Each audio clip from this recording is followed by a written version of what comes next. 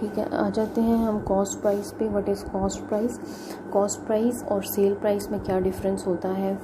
For example मैं बात करती हूँ एक शॉप की। ठीक है, आप किसी शॉप पे जाते हैं और आप वहाँ पे एक मार्कर देखते हैं या आप वहाँ पे एक बुक देखते हैं, ठीक है, या कोई भी एनी ऑब्जेक्ट जो वहाँ पे पड़ी हुई होती है, ठीक है, वो किस पर्पज़ के लिए होती है? वो सेल आउट पर्पज़ के लिए होती है, वो बेचने के लिए वहाँ पे पड़ी हुई होती है। ठीक है, लेकिन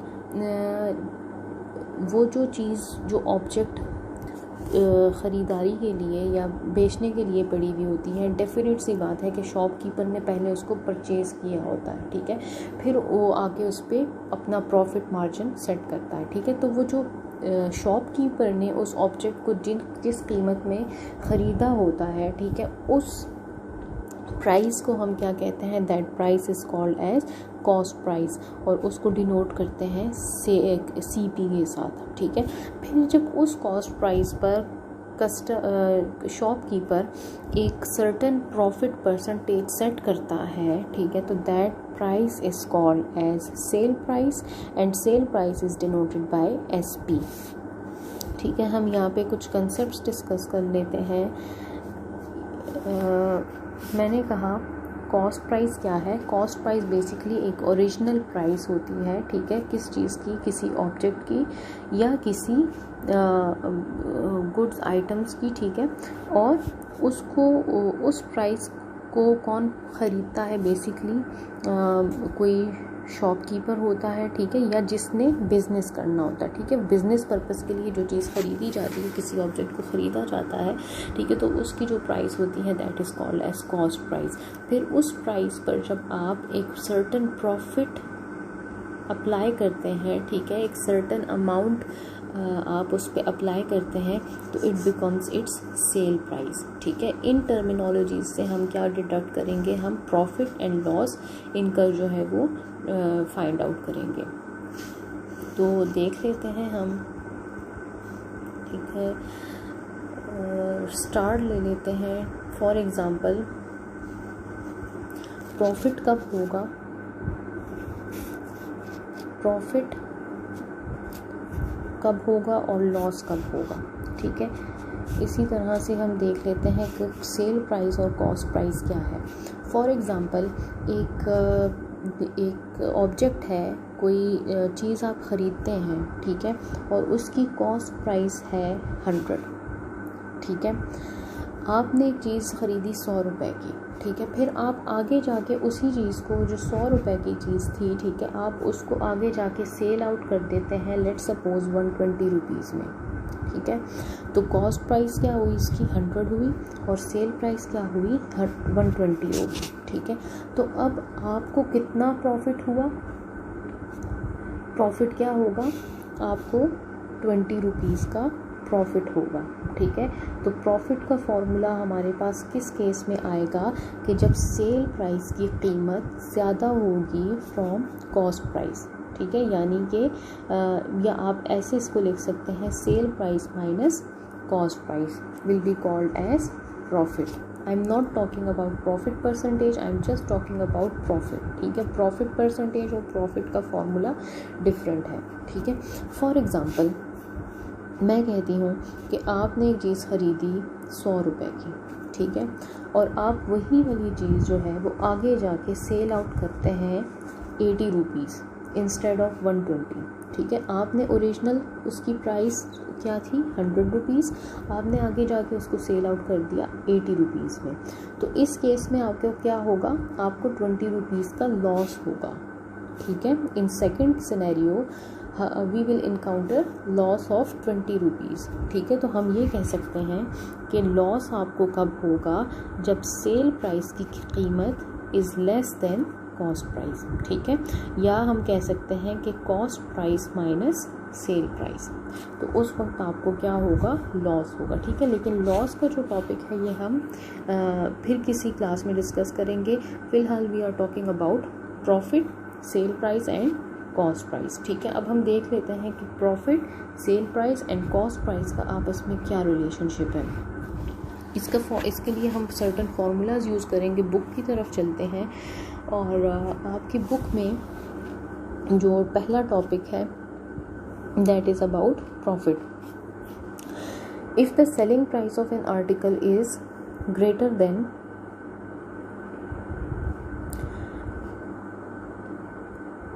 if the selling price of an article is greater than its cost price then the profit is earned। ठीक है, जैसे कि हमने अभी बात की कि अगर किसी आर्टिकल की, किसी ऑब्जेक्ट की सेल प्राइस ज़्यादा होगी उसके कॉस्ट प्राइस से, तो आपको क्या होगा, प्रॉफिट होगा। ठीक है, तो प्रॉफिट का फॉर्मूला हमें पता है कि cell price minus cost price.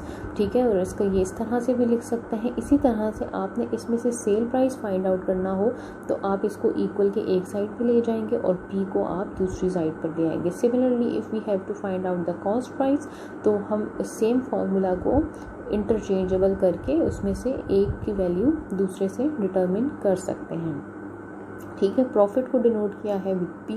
The following mathematical relations exist between profit, sell price, cost price and profit percentage. ठीक है, तो ये वाले जो हैं ये आज हम डिस्कस करते हैं कि प्रॉफिट परसेंटेज कैसे फाइंड आउट होता है, प्रॉफिट, सेल प्राइस और कॉस्ट प्राइस का क्या रिलेशनशिप है। ठीक है, इनका क्या रिलेशन एग्जिस्ट करता है। इसका मतलब ये है कि अगर आपके पास एक भी फार्मूला अवेलेबल होगा तो आप उसी फार्मूला में से दूसरा जो दूसरी वैल्यूज़ हैं लाइक सेल प्राइस है, कॉस्ट प्राइस है, ये आप एक ही फार्मूला में से डिटरमिन कर सकते हैं। ठीक है, आपको एक फार्मूला पर अच्छी तरह से पता होना चाहिए, तो रिमेनिंग जो फार्मूलाज हैं वो हम इजीली इसमें से फाइंड आउट कर लेते हैं। ठीक है, ये वाले जो फार्मूलाज हैं ये मैं आपको डिराइव करना सिखाती हूँ। अभी हम इसको देख लेते हैं। ठीक है, हमें ये पता चल गया है कि profit is equal to sell price minus cost price. ठीक है, तो इसमें से प्रॉफिट परसेंटेज क्या निकालेंगे। हम ये जानते हैं कि बेसिकली जो सेल प्राइस है वो क्या, कौन सी वैल्यू है सेल प्राइस आपके पास,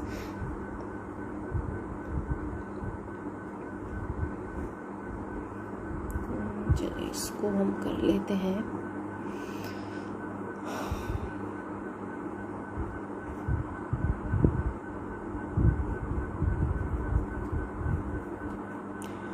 अच्छा, हमने कहा कि प्रॉफिट क्या है, प्रॉफिट आपको कब होता है, प्रॉफिट आपको होता है कॉस्ट प्राइस की बेस पे। ठीक है, यानी कि आपकी जो कॉस्ट प्राइस होती है उस पर जब हम सर्टन अमाउंट सेट करते हैं तो वो आपकी क्या बन जाती है, वो आपकी सेल प्राइस बन जाती है। ठीक है, यानी कि जो मोस्ट इम्पॉर्टेंट फैक्टर्स हैं वो यहाँ पे कॉस्ट प्राइस है और प्रॉफिट है। तो इसमें से हम प्रॉफिट परसेंटेज फाइंड आउट कर सकते हैं। हमें पता है कि प्रॉफिट आपको कब होगा, प्रॉफिट परसेंटेज आपको कब होगा कि जब प्रॉफिट को आप डिवाइड करेंगे डिवाइडेड बाय कॉस्ट प्राइस।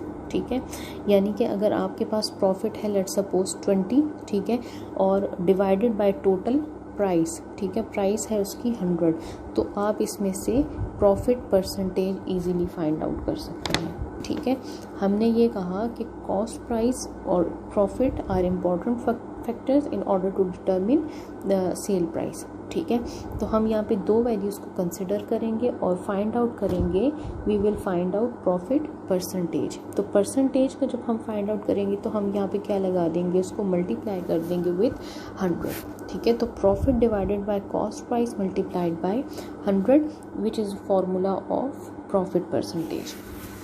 ठीक है, अच्छा, अभी हमने थोड़ी देर पहले एक बात की थी कि profit is equal to sell price minus cost price. ठीक है, हमने दो फार्मूलाज अभी तक डिराइव कर लिए हैं, प्रॉफिट का फार्मूला और प्रॉफिट परसेंटेज का फार्मूला। ठीक है, दिस वन।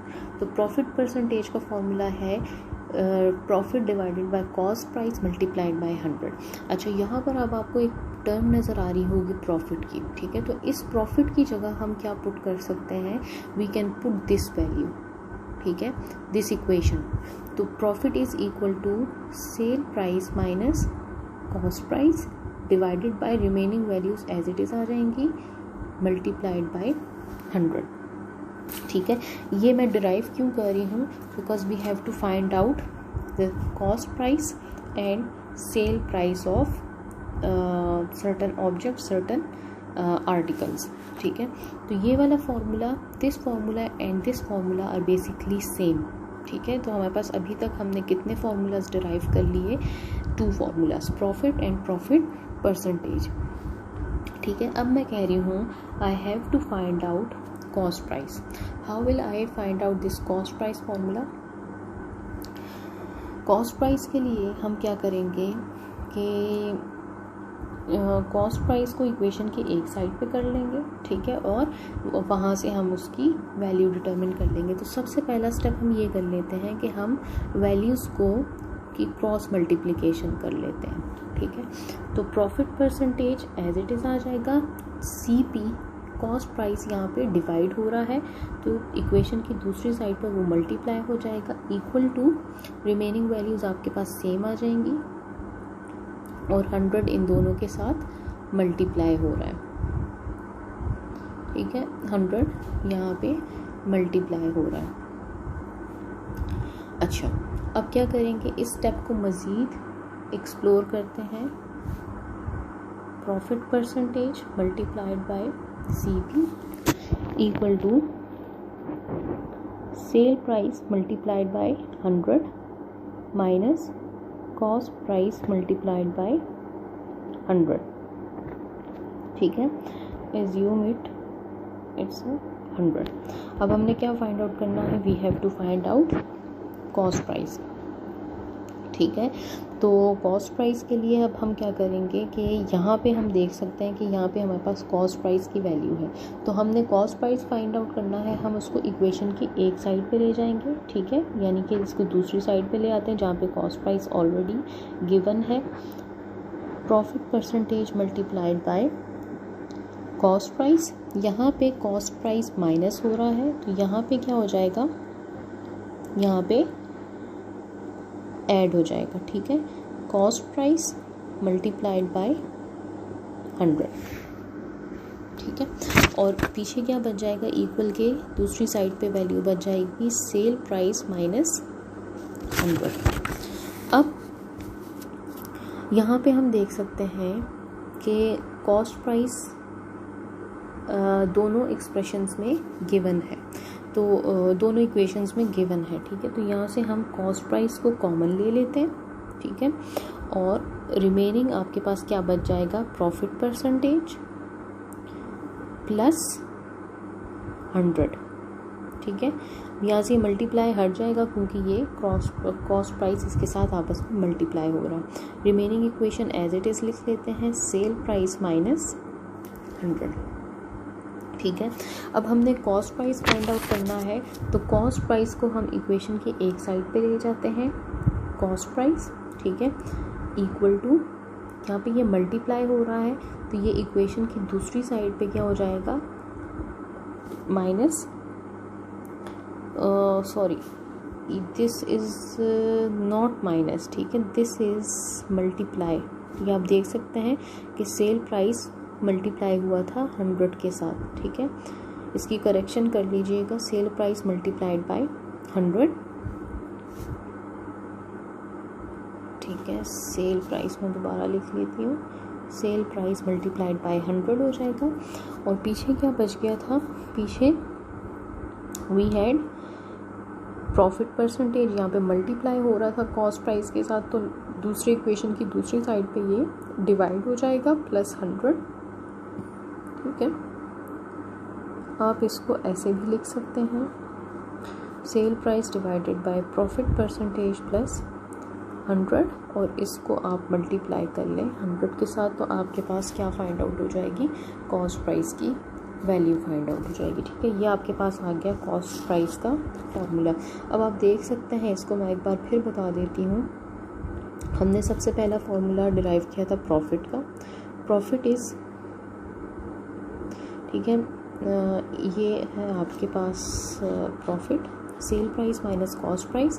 फिर इस प्रॉफिट में से हमने प्रॉफिट परसेंटेज निकाला, profit divided by cost price multiplied by 100, या आप इसकी जगह लिख सकते हैं sell price minus cost price, यानी कि प्रॉफिट की वैल्यू पुट कर दी। फिर इस फार्मूला से आप मज़ीद 2 फार्मूलाज डिराइव कर सकते हैं, सेल प्राइस की और कॉस्ट प्राइस की, ठीक है। सबसे पहले हमने कॉस्ट प्राइस फाइंड आउट किया, तो कॉस्ट प्राइस फाइंड आउट करने के लिए हमने इसको क्रॉस मल्टीप्लाई किया in order to find out cost price. तो उसके बाद जब ये स्टेप्स को हमने सिंप्लीफाई करते करते हमने कॉस्ट प्राइस की वैल्यू फाइंड आउट की, ठीक है। Cell price multiplied by 100 divided by profit percentage plus 100। तो यहाँ से आपके पास क्या फाइंड आउट हो जाएगा, you will find out value of cost price, ठीक है। अब बजाय इसके कि मैं इस फॉर्मूला को दोबारा सेल प्राइस के लिए डिटरमिन करूं, मैं सिंपल क्या करूंगी, इन वैल्यूज़ को क्रॉस मल्टीप्लाई कर लूँगी तो मेरे पास सेल प्राइस फाइंड आउट हो जाएगा, ठीक है। For example I have to find out the value of sell price, what I will have to do, I will just cross multiply these values, ठीक है। तो जब आप इसकी क्रॉस मल्टीप्लिकेशन करेंगे तो कॉस्ट प्राइस आपके पास क्या हो जाएगा, आपके पास वैल्यूज़ क्या आ जाएंगी। तो इसको चलें थोड़ा सा बता देती हूँ, ठीक है।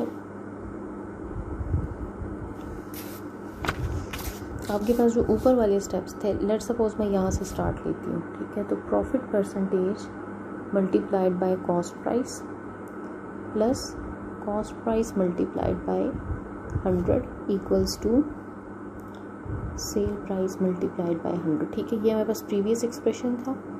अब इसमें से हम फाइंड आउट कर लेते हैं इन स्टेप्स को। अगेन मैं ऐसे लिखती हूँ, प्रॉफिट परसेंटेज प्लस 100, वही steps, cell price multiplied by 100, ठीक है। अब यहाँ से मैं क्या करूँगी कि मैं इस 100 को, चूँकि यहाँ पे मल्टीप्लाई हो रहा है, तो मेरे पास नेक्स्ट स्टेप में क्या हो जाएगा, प्रॉफिट परसेंटेज प्लस 100, और ये क्या हो जाएगा, डिवाइड हो जाएगा 100 के साथ, तो आपके पास सेल प्राइस की वैल्यू फाइंड आउट हो जाएगी, ठीक है। तो this is formula for sale price. तो अब हमारे पास टोटल कितने फार्मूलाज आ गए, वी हैव टोटल 4 फार्मूलाज, ठीक है। और इनको हम 3.1 एक्सरसाइज पे अप्लाई करेंगे। आपको ये फार्मूलाज रट्टा लगाने की ज़रूरत नहीं है, बल्कि what you have to do कि अगर आपको एक फार्मूला ये वाला समझ आ गया है, दिस वन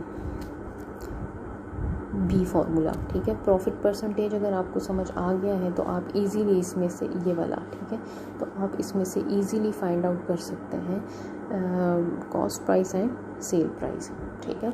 अब डिपेंड करता है क्वेश्चंस पे कि अगर आपके पास कॉस्ट प्राइस और सेल प्राइस फाइंड आउट करने हों, ठीक है, और आपको ये कहा गया हो क्वेश्चन में कि आप प्रॉफिट परसेंटेज फाइंड आउट करें, ठीक है। तो अगर आपके पास प्रॉफिट परसेंटेज आ जाता है तो फिर तो आप ये वाले formula C and D formulas apply करेंगे, ठीक है। लेकिन अगर आपको क्वेश्चन में गिवन हो कि आप जस्ट कॉस्ट प्राइस या सेल प्राइस के साथ आपके पास गिवन हो प्रॉफिट, ठीक है, तो फिर you don't need to apply these 2 formulas, बल्कि सिंपल आप क्या फार्मूला अप्लाई कर लेंगे, ये वाला फार्मूला अप्लाई कर सकते हैं, ठीक है।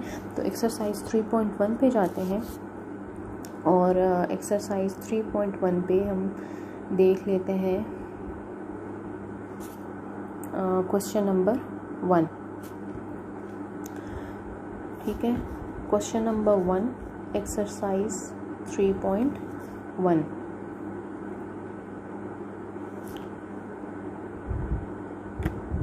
ठीक है। क्वेश्चन क्या है,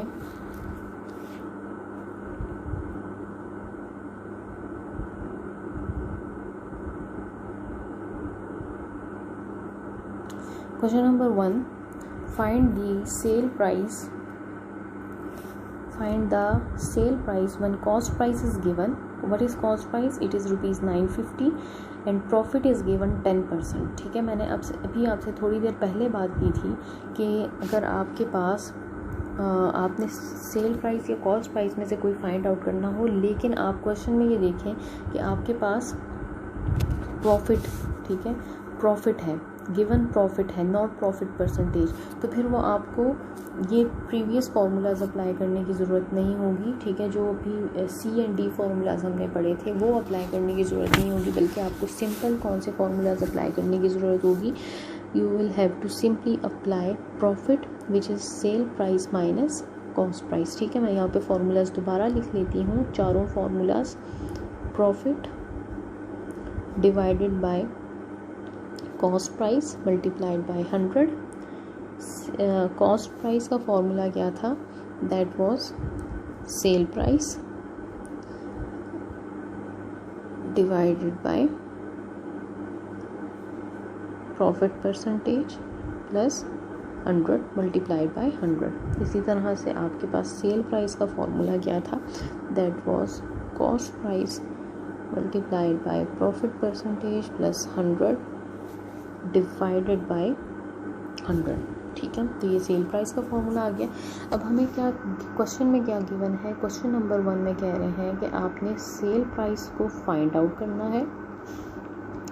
ठीक है, इसके स्टेप्स लिख लेते हैं।